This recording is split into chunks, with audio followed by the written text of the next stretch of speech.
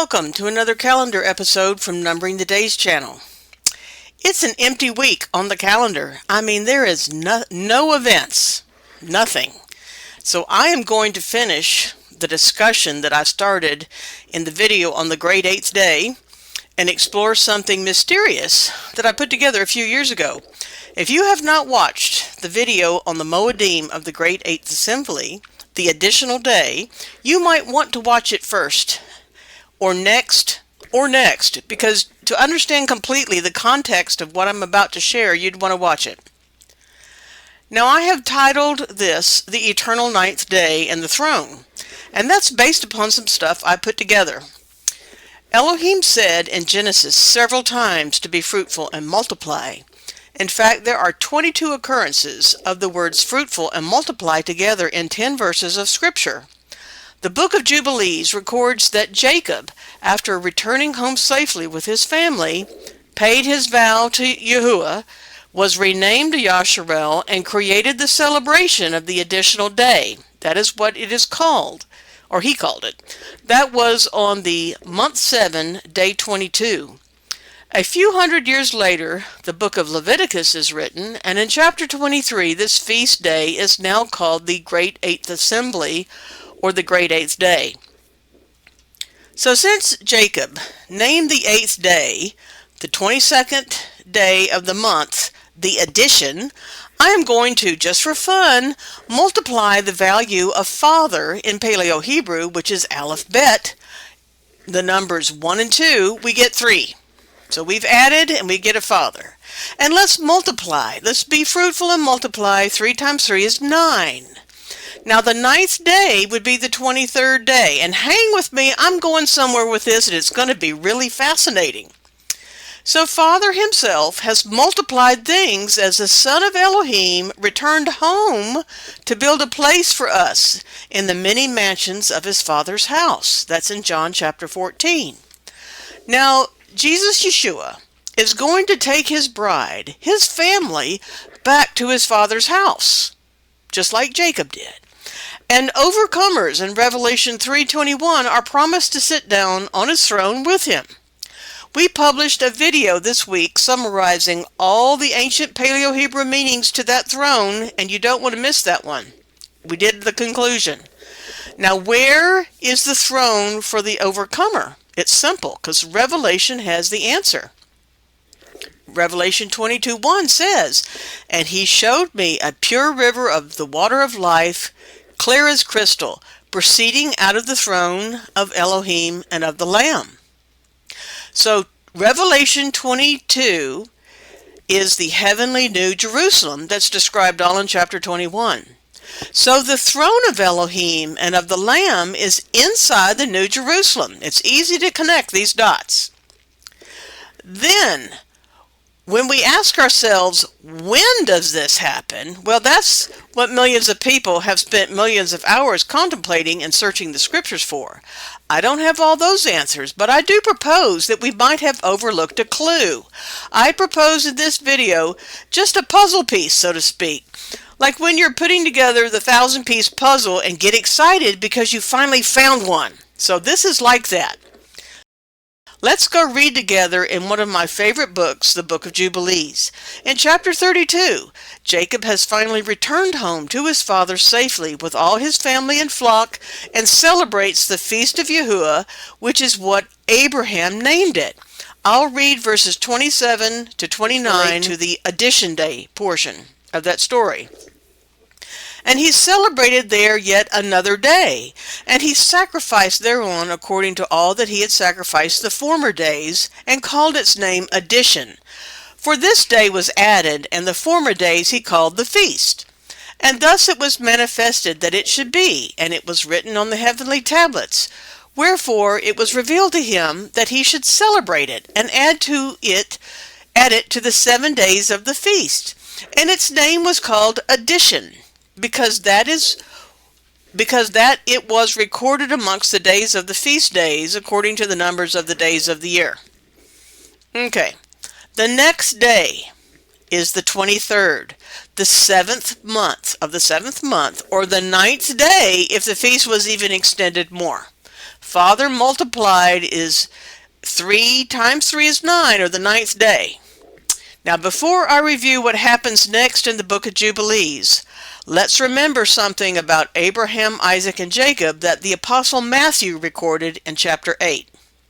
It says, "And I say unto you, that many shall come from the east and the west, and shall sit down with Abraham, Isaac, and Jacob in the kingdom of heaven. But the children of the kingdom shall be cast out into outer darkness, where there shall be weeping and gnashing of teeth."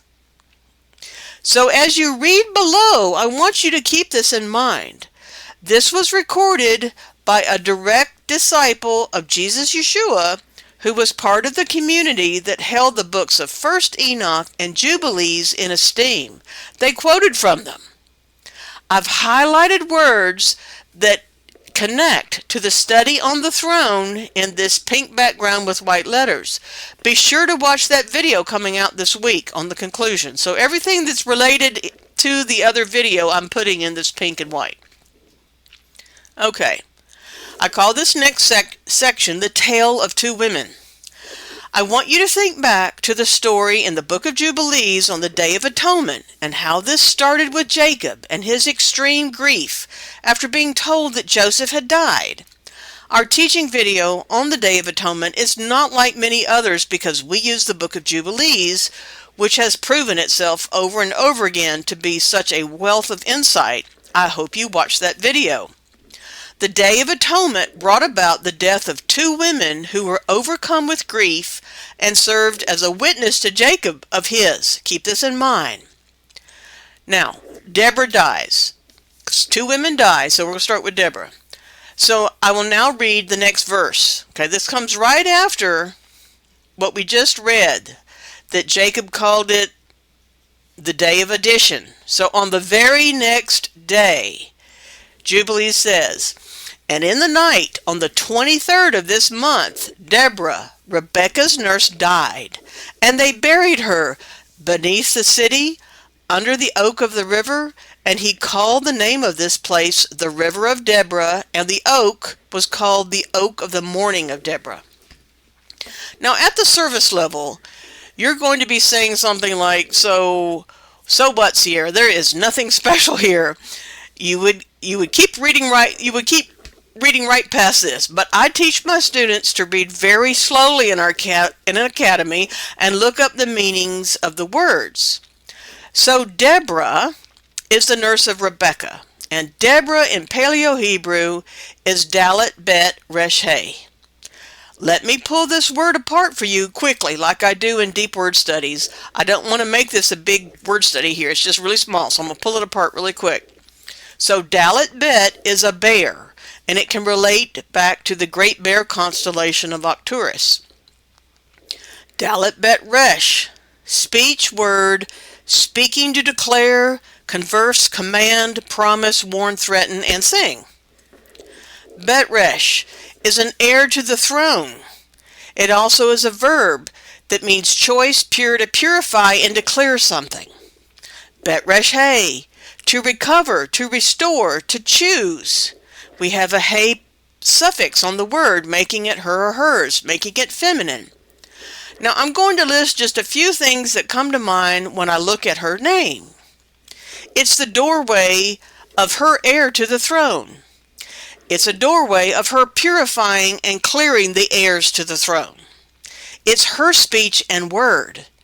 She declares, converses, commands, promises, warns, threatens, and sings. See, it's a very feminine, it's a feminine name, it's a feminine word, and one of the things why I keep saying that it's her word in speech is you want to remember that Dalet Bet Resh is debar, which in Scripture is used all the time as matters that were discussed, things that were declared, or to the act of speaking.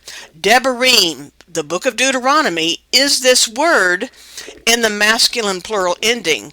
Dalet Bet Resh Yod Mem. This is Dalet Bet Resh He, so it's her word. Okay. Now the text says that Deborah was a nurse, so she is a healer. Okay, so Deborah the healer, a nurse, dies.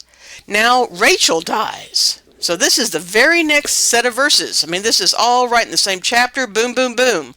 We have the 8th day. Then on the 9th day, we have Deborah dying. And the next verse in Jubilees, I'm going to read these verses to you. And Rebekah went and returned to her house to his father Isaac. And Jacob sent by her hands rams and sheep and he-goats, that she should prepare a meal for his father, such as he desired. And he went after his mother till he came to the land of Cabratan, and he dwelt there. And Rachel bare a son in the night, and called his name Son of My Sorrow, for she suffered in giving him birth. But his father called his name Benjamin, or Benjamin, on the 11th of the 8th month, in the first of the 6th week of this Jubilee. Okay, so Rebekah, Isaac's wife, returns home, and Rachel later dies. It's not like on the 23rd she dies, but soon thereafter, Rachel is dying, giving birth to Benjamin. It says, and Rachel died there and was buried in the land of Ephrath, the same as Bethlehem, and Jacob built a pillar on the grave of Rachel on the road above her grave. Okay, so now let's unpack a few things here, and first look quickly at Rachel's name too. She was the shepherdess that Jacob wanted to marry first, as you remember, and was only able to after he married Leah first, and then he had to work another 7 years. Okay, so Rebekah.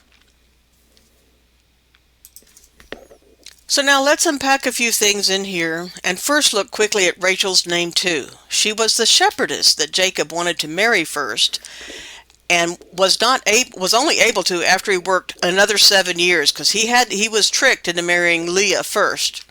So Rachel in Paleo Hebrew is Resh Het Lamed, and pulling this apart, we see Resh Het, which is the root of the word ruach.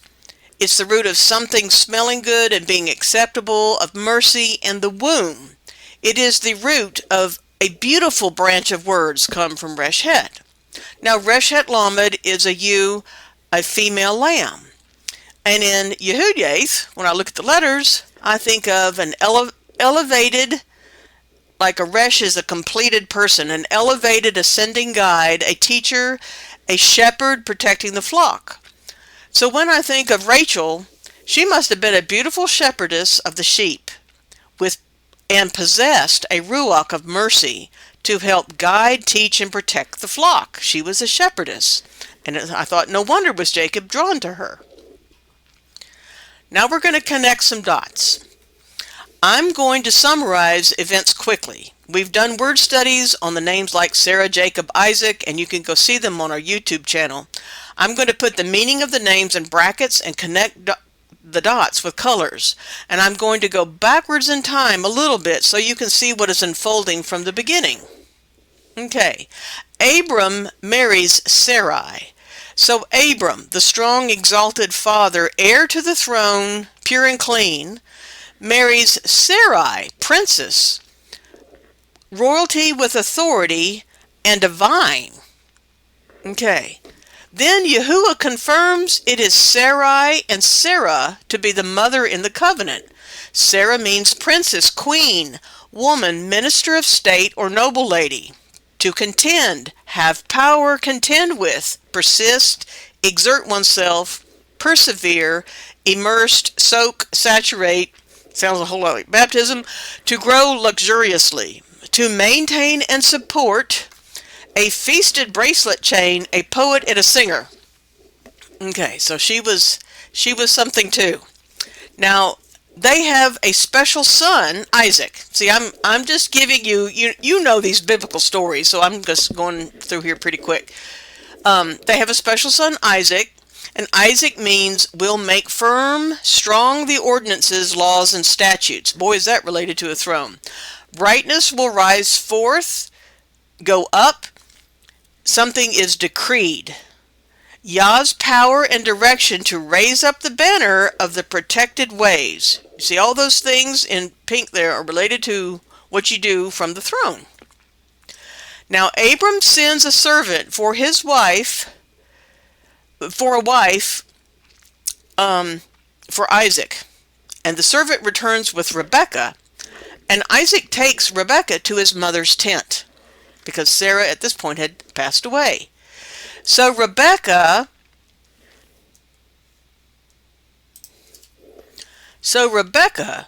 whose name means to become a multitude, raising up a house, and an archer, and the gematria of her name is 307, which is definitely related to Hokmah or Wisdom 37.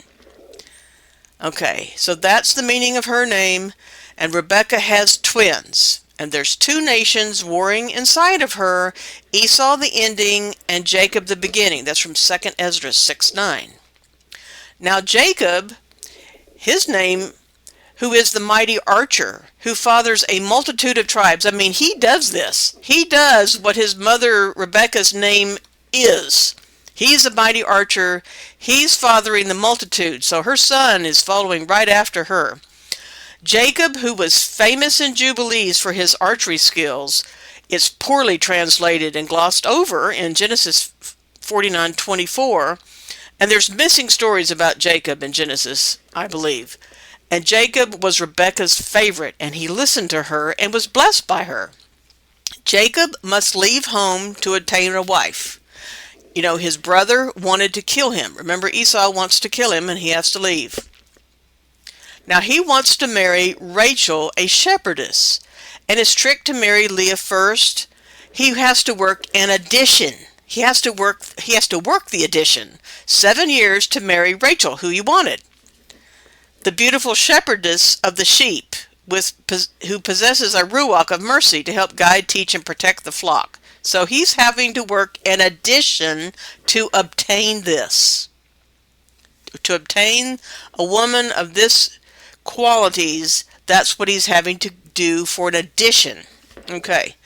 So when Jacob returns home safely to his father, he celebrates what we know as Sukkot and Tabernacles, and then he creates the 8th day assembly, which he calls an addition. You see why I'm tying these together with the blue and the white, the blue background and white letters.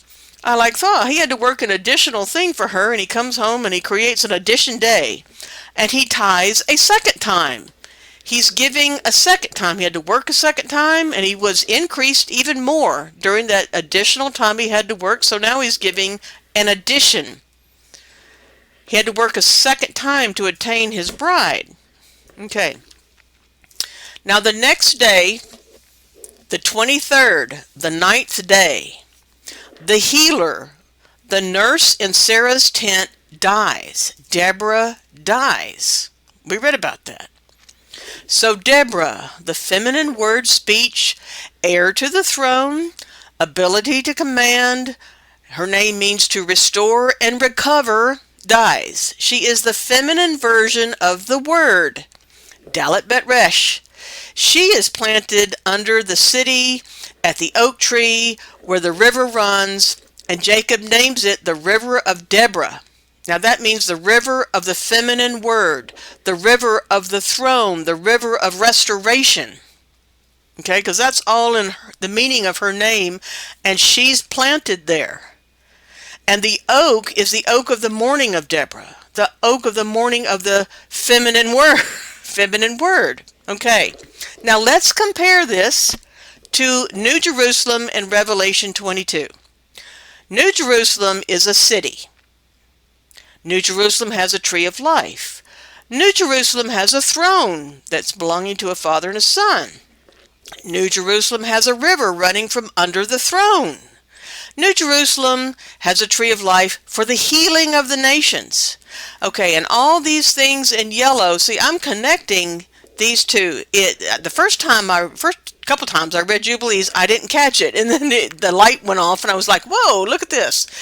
And it was really fun to make this connection on the 23rd day.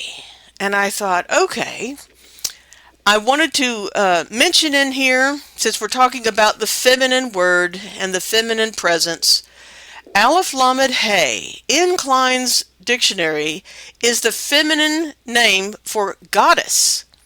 It's also defined as the oak tree. Aleph Lamed is the masculine version of Elohim, singular, that means God.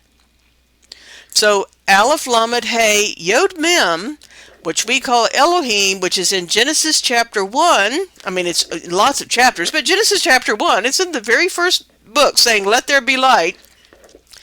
This word is the unity of two words as they are united in covenant in the word Elohim. It is a feminine root and a masculine plural ending, and the masculine and the feminine are both there. Now, on the next day, on the 23rd day, on the 9th day of the feast, the mother Rebekah returns to her house.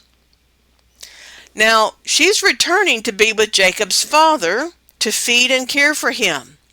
And I emphasize her house, the text says her house, because she inherited Sarah's tent. Remember, Isaac takes Rebekah into his mother's tent. So she's inheriting the tent, and that becomes his home, is her tent. So is the mother restored in New Jerusalem, home of the father and son? Is Sarah's tent home of Abraham and Isaac? I mean, these are some questions that popped into my head, and I'm just throwing them out there because I want you to think. Now here in the green, I'm bringing in some other verses from other places just because I thought they were interesting to look at right here. Okay, by faith he, Abram, sojourned in the land of promise as in a strange country, dwelling in tabernacles with Isaac and Jacob. Dwelling in tabernacles, doing tabernacles because Abraham started it. The heirs, throne word, with him of the same promise. For he looked for a city which hath a foundations, whose builder and maker is Elohim, or El. I propose that's New Jerusalem. Through faith, Sarah herself received strength to conceive seed, and was delivered of a child when she was past age, because she judged him faithful. That's something you do on a throne, and her name meant royalty and a princess, who had promised. That's in Hebrews 11. Now I'm going to read from Galatians for a second. Okay, Galatians chapter 4. For it is written that Abraham had two sons, the one by the bondmaid, the other by the free woman. The free woman would be Sarah. But he who was of the bondwoman was born after the flesh, but he of the free woman was by promise. So you see in the pink, I'm relating the promise and the promise and the promise. Which things are an allegory, for these are the two covenants. The one from Mount Sinai, which gendereth to bondage, which is Hagar. For this Hagar is Mount Sinai in Arabia, and answereth to Jerusalem, which now is, and is in bondage with her children. But Jerusalem, which is above, is free, which is the mother of us all. Okay? So I'm relating that Jerusalem, which is above, to New Jerusalem, the mother of us all. Remember up here I said is mother restored in the New Jerusalem, the mother above. In John 3, Yeshua says, you must be born again to see the kingdom. Once by water, which I would associate with flesh, and again by the Ruach, or the Spirit.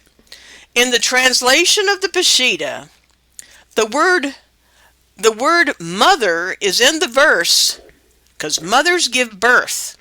If you want to learn more about mother in Scripture, come study with us because we're getting ready to start up a new book study soon. And I'm going to put the description in the details. If you are interested in studying mother in Scripture, I have seen her there, and there's lots of scholars that have, and there's books written on it. Okay, once we get, I'm continuing on in the Jubilee story, once we get to month 8 and day 11, Rachel dies. She is buried in Bethlehem with a pillar on her grave. Okay, we read her story up above. Now, let's talk about pillars for a moment. So Jesus, Yeshua, is going to honor you with a pillar. In Revelation 3:11-12, it says, "Behold, I come quickly. Hold that fast which thou hast, that no man take thy crown." Okay, usually people with a crown sit on a throne. "Him that overcometh will I make a pillar." I'm going to make for him a pillar in the temple of my Elohim, and he shall go out no more out, and I will write upon him the name of my Elohim, and the name of the city of my Elohim, which is New Jerusalem, which cometh down out of heaven from my Elohim, and I will write upon him my new name. Okay, so Jesus is going to make you a pillar, and you have a crown.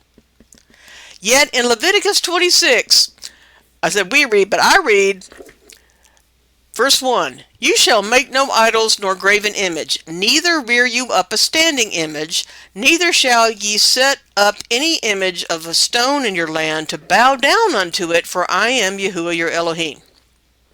Okay, in the Amplified Bible, you read, "You shall not make idols for yourselves, nor shall you erect an image, a sacred pillar, or an obelisk." Okay, so they are doing like I'm doing, connecting this, putting something standing up as a sacred pillar, and you're not supposed to do that. And yet Moses, who we're told wrote Leviticus, in Exodus 24 is doing this. Moses himself. And Moses came and told the people all the words of Yahuwah and all the judgments. Okay, that's a throne thing. "And all the people answered with one voice and said, All the words which Yahuwah hath said we will do. And Moses wrote all the words of Yahuwah, and rose up early in the morning, and built an altar under the hill, and 12 pillars according to the 12 tribes of Israel." So Moses is building a pillar. So Jacob erects a pillar to honor his wife, who is going to be in the kingdom per Yeshua. Remember, I said when we started this, remember, Yahusha said Abraham, Isaac, and Jacob are there. Okay? And Yeshua is sitting on the throne in the New Jerusalem ruling, and promises you that you can sit on the throne with him if you overcome, and he will erect a pillar for you, for the overcomers. Is this disconnect just one example for me of the many where Mount Sinai bondage and New Jerusalem above freedom differ? I propose just one of many.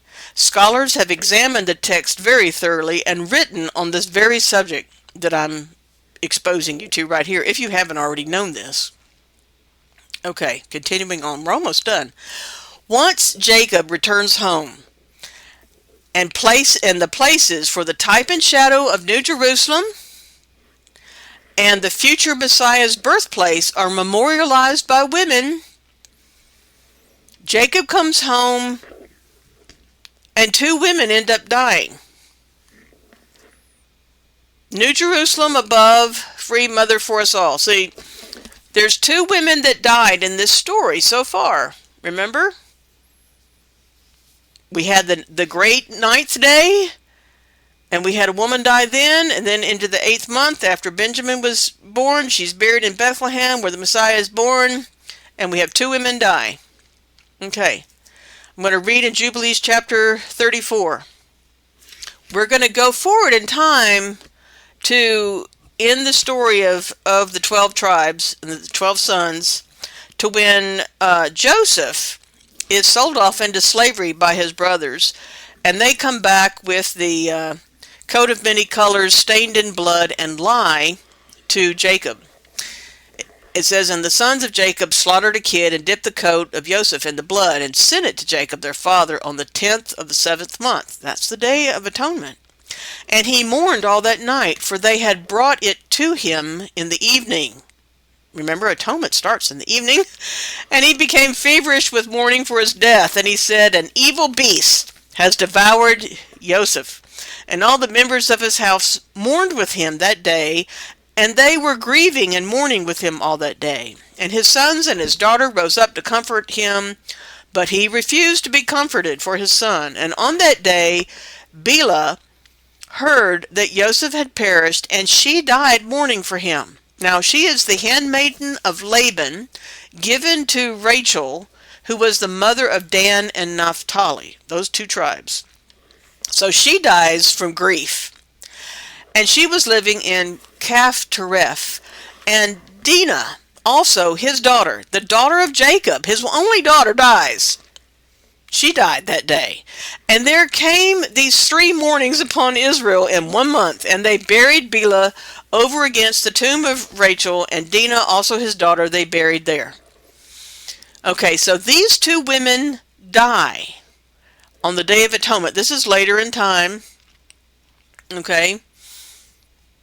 So the grief is so bad that these women die, and it's false. You see, Jacob was lied to about this. So I proposed, possibly, is this relating to the Hagar Jerusalem below in bondage?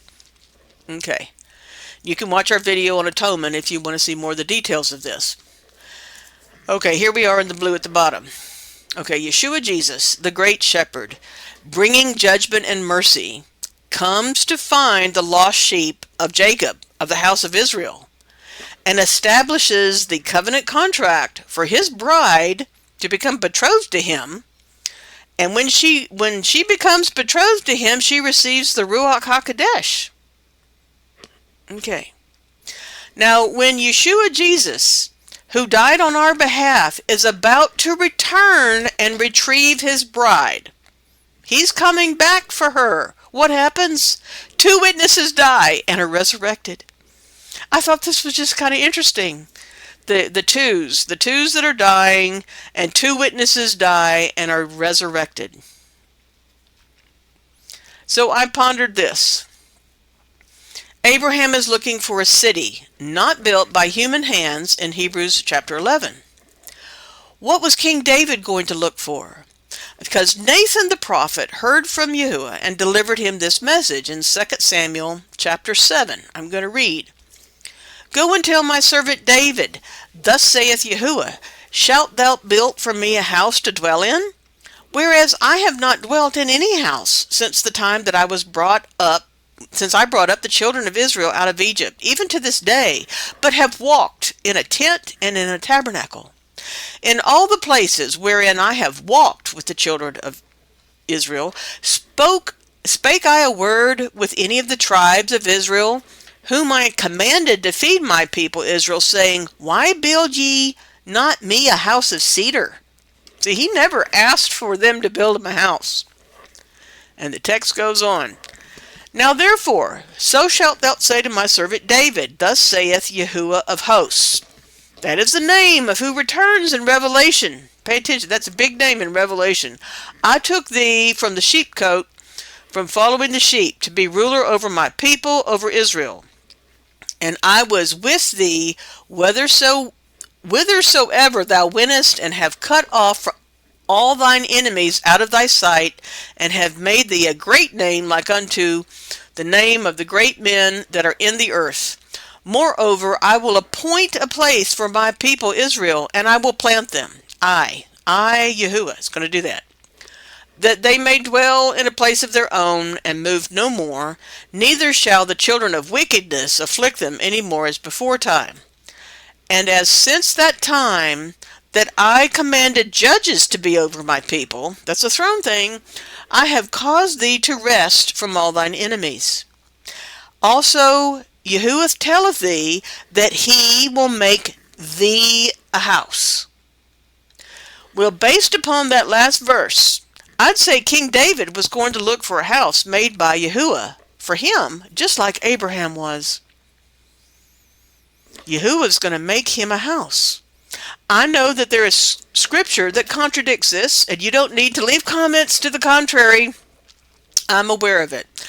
I know that we have documented in our teachings verses such as Jeremiah 8, and I can't tell you off the top of my head. We're in 1st Enoch. I've got to get the answer from Joshua, and I'll put it in the description of the video. Amongst many other prophets indicating there have been lies written by the scribes. Okay, many times the prophets say, you put words in my mouth.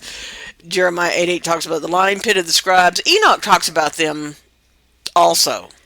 So I know that there's one book here in Samuel that says, don't make me a house, and then Kings or Chronicles says, make me a house, and I don't want to go there. Let's go to the end. Might the New Jerusalem be what Isaiah is referring to below? The assumption is made, it is something similar to what David built and moved the ark into. But I want to propose, I'm talking about the tabernacle of David, I want to propose this connection has something that should be explored. This verse below in Isaiah 16:5 is the thing that we studied all through our word studies on the throne. It reads, "And in mercy shall the throne be established, and he shall sit upon it in truth, in the tabernacle of David, judging and seeking judgment and hastening righteousness." Now, if this has ever occurred to you before, leave me some comments. If King David is promised by Yahuwah that he will build him a house, might that house just end up being the home built for the bride by the groom and the kinsman redeemer, the New Jerusalem, not made with human hands? It's just a thought.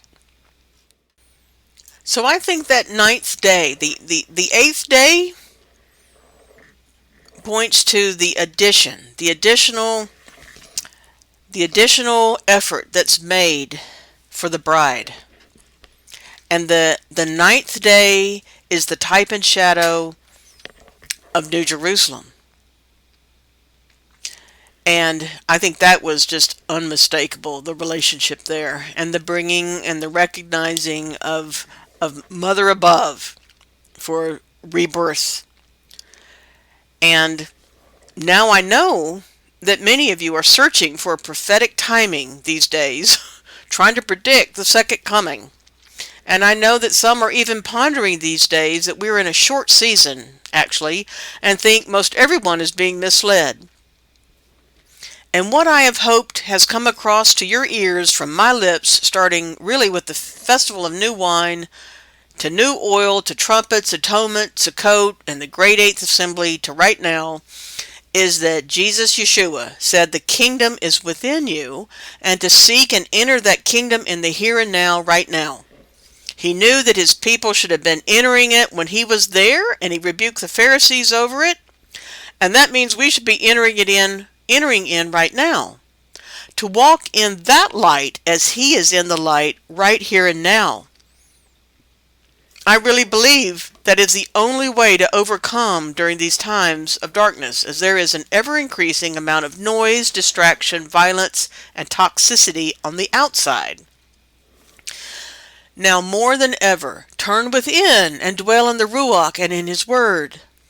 Seek the counsel of the Ruach HaKodesh, who many of us believe and are going about to study as the feminine part of the Creator, as mother, and listen and is the advocate at your side. Ask with belief, and ye shall receive answers. There are so many promises to the walk that in these days you can have joy with hope, despite what your eyes see and your ears hear. Those who made it to the promised land in the first Exodus believed the good reports, and they did not buy into the negativity and the bad reports from the 10 spies. Believe the 2 witnesses who gave the good reports. Even if you must endure until the end and watch the unfolding judgment in this world right now, walk in faith, in trust, and sing with joy like King David all your way into New Jerusalem. Don't let anyone steal your crown and your right to enter the city and partake of eternity. Don't sell your birthright for food, a job, some quick fix of a problem where you must sacrifice your integrity and break your vows. You will be tested and put through trials because everyone is. Remember, Jacob made it home, and you too can make it home, to be with your loving family who awaits your arrival as you join in the procession of the Kodashim saints entering the glorious city. It's the 9th day of eternity, and a day you get to sit down on the throne with your king and kinsman redeemer who loves you like none other, with a crown on your head. You'll sit there in righteousness and truth, having been pardoned, having received his mercy on the day of atonement, the day of judgment, when decrees are made in your favor, and the silencing of Hasatan against you, he's silenced forever. Now may Yahuwah bless you and keep you. May Yahuwah make his face to shine upon you and be gracious unto you. May Yahuwah lift up his countenance upon thee and give thee shalom. I hope you arise and shine, for thy light is come, and the glory of Yahuwah is risen upon thee. For behold, the darkness shall cover the earth, and gross darkness the people. But Yahuwah shall arise upon thee, and his glory shall be seen upon thee. Be victorious, my friends, and don't ever give up. Shalom. He is somebody, yeah. Body all the time, never takes a break, he's always right.